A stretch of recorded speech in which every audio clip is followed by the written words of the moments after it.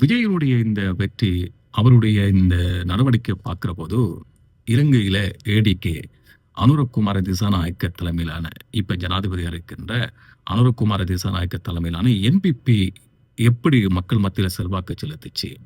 வராது அப்படின்னுலாம் கணிச்சபோது, நிறைய பேர் வாக்களிச்சு வந்தாங்க. இன்றைக்கு அவங்க தான் ஆட்சி செய்றாங்க. அந்த நிலவரத்த தான் இப்ப விஜயிலும் பார்க்கக்கூடியதாக இருக்கிறது.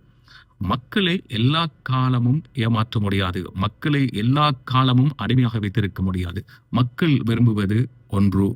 ஆட்சியாளர்கள் வேறொன்று நினைத்திருந்தால் தேர்தல்ல இப்படித்தான் தோற்கடிப்பாங்க. இப்ப முந்திய மாதிரி இல்ல. நிறைய பேர், நிறைய இளைஞர்கள், நிறைய பேர் இப்ப எல்லாத்தையும் தெரிஞ்சு கொள்றாங்க. ஒப்பிட்டு பார்க்குறாங்க. அரசியல்வாதி வானத்திலிருந்து பிறந்தவங்க இல்ல. மக்களோடு மக்களாக இருக்கிறவங்க. அவங்க எப்படி நடக்கிறாங்க? அவங்களுடைய கட்சி எப்படி நடக்கிறது? அப்படியெல்லாம் கணிச்சிருந்து, அமைதியா இருந்து வாக்குங்கிற அந்த உரிமை சீட்டு மூலமாக தாக்குதல் நடத்தி தோற்கடிக்கிறாங்க. இது எல்லோருக்கும் ஒரு பாடமாக இருக்கட்டும்.